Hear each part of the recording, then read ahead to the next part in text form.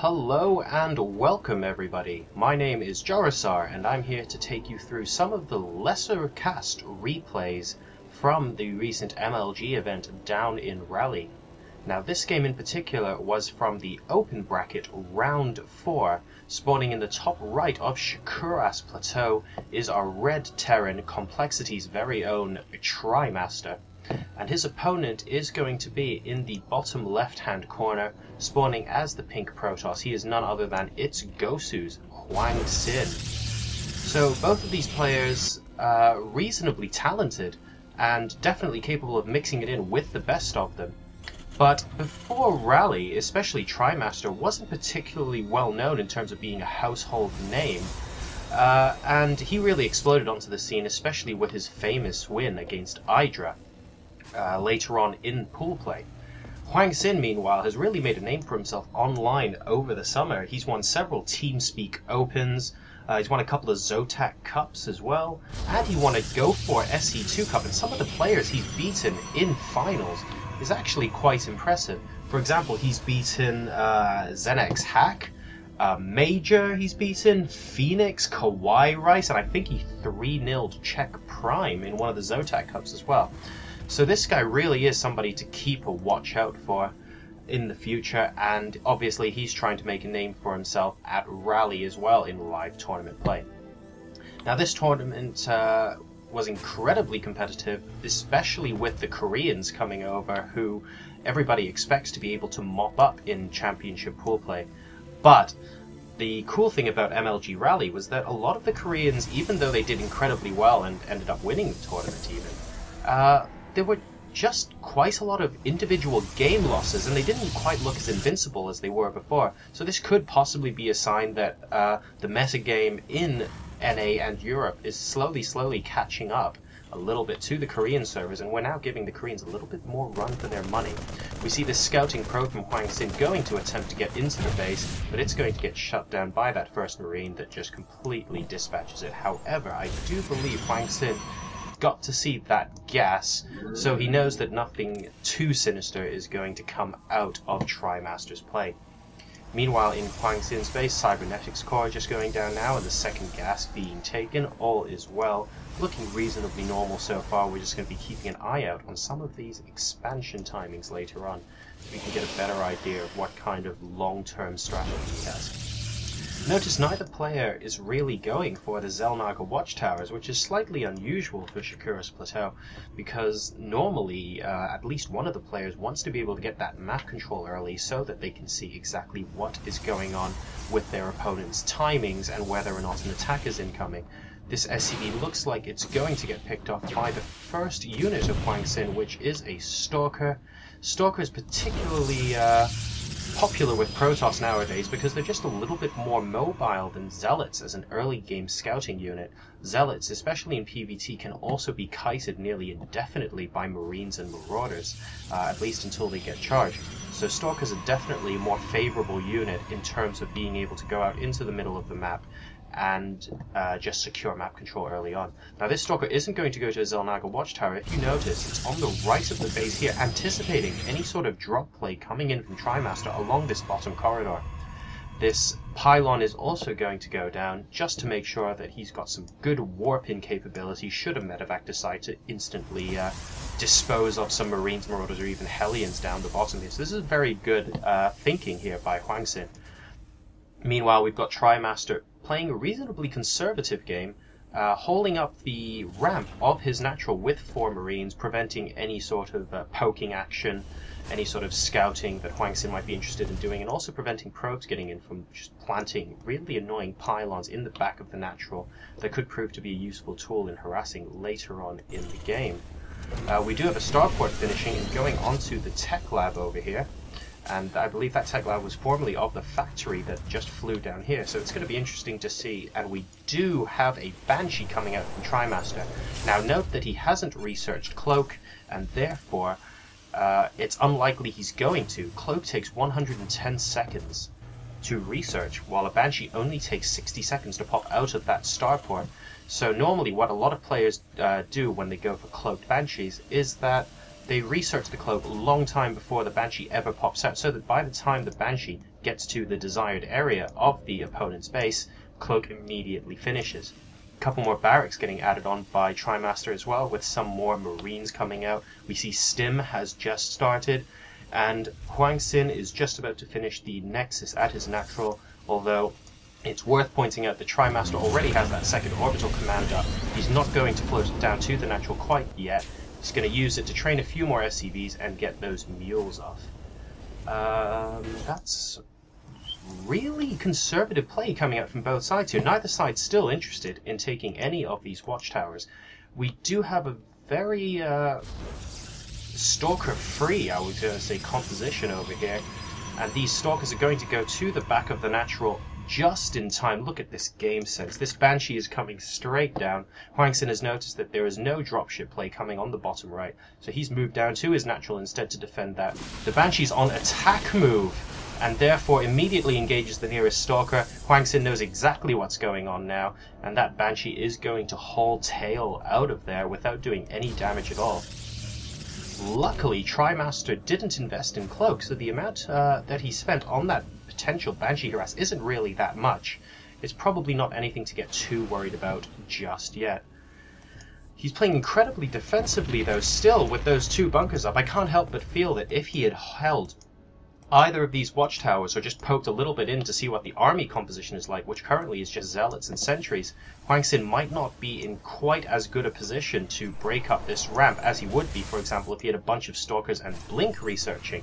So I don't think TriMaster needs to be too worried about this. He's just playing a calm, casual, safe game at the moment, transferring SCVs to his natural and getting momentarily supply blocked, unfortunately, but we do have that problem very quickly being alleviated, so no worries there. Meanwhile, HwangSin's still holding up in his natural, not doing a terrible amount, but we finally do have a Twilight Council and another Forge going down, so he's going to get very serious on those upgrades. We do have +1 weapons coming up for the Protoss, as well as Concussive Shell and +1 weapons for the Terran at the same time as Combat Shield. So this is really the portion of the game where TriMaster is going to be able to really crunch out those army upgrades that are going to be so important later on, especially against a Protoss army. Now, we do have a push coming out in the middle of the map from TriMaster, leading with the two medevacs to see if there are any ground units. A downside to that, of course, is that if there are a lot of stalkers, they might be able to pop forward and pick them off. The Banshee's also coming back for another round, but it looks like HwangSin has seen this and he's completely prepared. The force fields do go down. TriMaster is having absolutely none of it. Immediately loads units up into that medevac and elevator drops them into the top part of the base. Alright, but we do have the stalkers engaging and they realize it's not enough because this bioforce is simply too large. The zealots and sentries do join the fray and the combined Protoss army is too much for the Terran. The force fields go off. TriMaster realizes he cannot win this fight and those medevacs disappear. But meanwhile we have a drop going down in the natural. These Marauders and Marines wreaking havoc on those assimilators, killing a few walkers as well. And this Banshee is back in action. You thought it was gone, but no, it's still here. Meanwhile, this drop has now moved right back in. TriMaster very good with his multitasking, taking out a pylon, and no, he doesn't quite take it out, and has to retreat back into those medevacs and out of the base. Luckily, the medevac that was completely full didn't get sniped off, although the other one did, and TriMaster casually waltzes back to his natural. So all in all, not too bad there from TriMaster. Very useful poke. We can see 7 workers killed for TriMaster and only 1 killed for HwangSin. Don't forget that one of each of those were the scouting workers at the start of the game. So really 6 workers were killed in that attack. And he probably gained some useful information about what was going on inside the base, and also took a look at the army composition of HwangSin.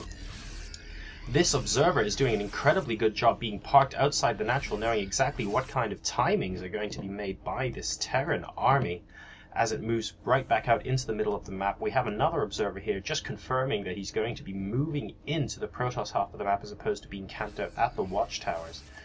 This observer now deciding, after a brief period of wanting to follow the army, to loop back just in case some of those reinforcements are a different unit composition. And it looks like we may possibly have another engagement here. The scan goes off. The force fields again go down at the ramp, although there is a marine-sized hole there. TriMaster could pop up if he wanted to, but he doesn't bother. He keeps the units on the low ground, uses the medevacs as a scout. He snipes off these buildings on the high ground, and he's assaulting those assimilators, really trying to start HwangSin off gas. Ooh, that was a poor engagement by HwangSin. He needs a better strategy to have to deal with this bio army. This is where all the damage is being dealt. He needs to get down on that low ground and take these guys out before he comes back out and kills these. And it looks like he's going to do just... No, he's not. He's going to come back up to the high ground. He really needs to deal with these damage dealers. And HwangSin goes in, but TriMaster stims on the low ground. He has great sight of all these units and picks quite a large number of them off. Those sentries dropping like flies.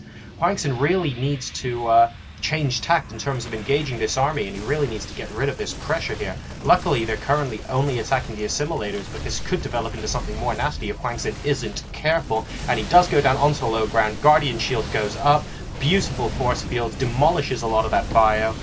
TriMaster is forced to pick up, but he's not giving up yet. He's going to come back onto the high ground. However, it's not a very long distance for HwangSin to travel. And leading with that Archon, he does drive this attack away. So all in all, that was a reasonably good attack.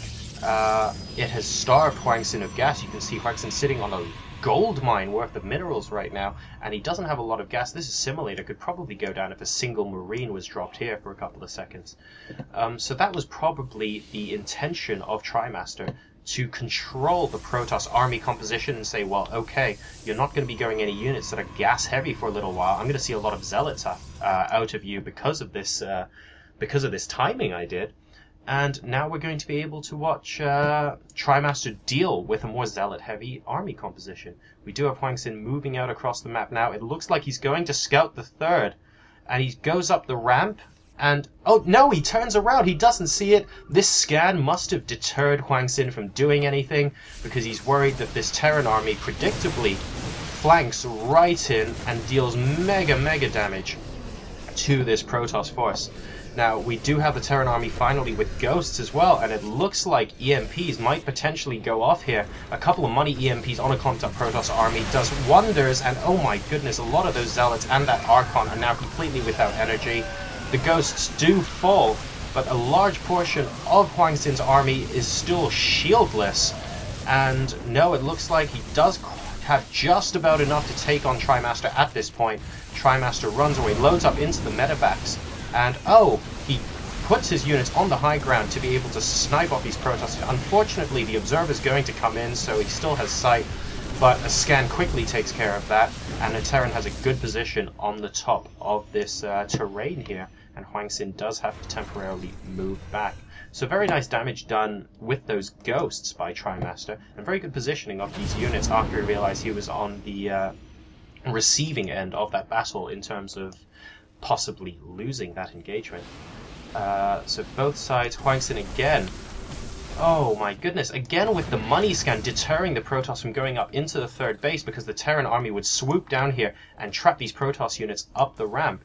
So technically this is brilliant play, because the Protoss hasn't actually seen either of these two bases yet.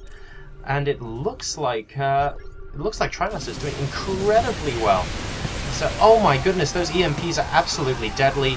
None of those zealots have any shields left on them. Those Archons just melt, except this one that still has some degree of shields, and that's possibly about to go as well if it can get caught up by those stimmed, and there we go.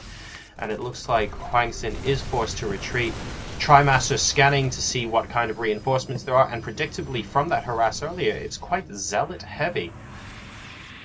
So TriMaster really controlling the unit compositions in this game very well. Incredible use of ghosts, and it looks like he's going to temporarily pull back and regroup before making some sort of larger assault on the Protoss third. Notice the Protoss made his third here rather than here, and this is probably because after seeing the Banshee play come up from the top of the map down into past this base, it's just easier for the bases to be clumped up in the bottom left of the map, as the Terran army is a little bit more mobile than the Protoss army. That's also the other reason why Terran can afford to expand here and here. Protoss haven't been doing any sort of warp prism drop play or any DTs or anything like that, so the more mobile Terran army should be able to get there to defend much faster than the Protoss can launch a multi-pronged attack. At least that's the idea, especially for the bio army. So the Protoss does now have the watchtower momentarily. HwangSin knows exactly what's coming, and he knows that TriMaster is moving out in the middle of the map. We do have a cloaked ghost here just scouting things out. He decides to go to the watchtower instead, regroup. This is a massive number of ghosts, a lot of energy. Some feedbacks go on, but those, oh my goodness, those EMPs are absolutely crucial. A few zealots in the bottom here, unfortunately not the ones that are engaging first, still have shields, but everything else is just melting away, and this bioforce is going to be overwhelming. HwangSin can do very little to alleviate this, and it looks like, even though the Archon is morphing, it's just not going to be enough. He GG's and he leaves the game. So, an incredibly exciting first game from two very high-level players. The Protoss, I get the feeling that HwangSin was a little bit indecisive with his tech, possibly because he was harassed at these assimilators for so long, so he wasn't entirely sure what he could spend, what little gas he had left on. We can see at the end of the game he's still researching Psionic Storm, and had he had that, for example, in the previous engagement, it might not have been too much of a problem to try and weaken this bioarmy a lot more than he otherwise would have. We also saw good use of scan by TriMaster as the Protoss army was entering up the ramp in the third base to deter that army from going in and harassing, because of the threat of the Terran army just moving down over here and trapping them up this ramp. So at the end of the day, TriMaster's third was never troubled, and TriMaster's fourth got up very safely as well. So the economic advantage is definitely his. Very, very high level play coming from both players, especially from TriMaster, and let's take a look and see what they offer up in game number 2.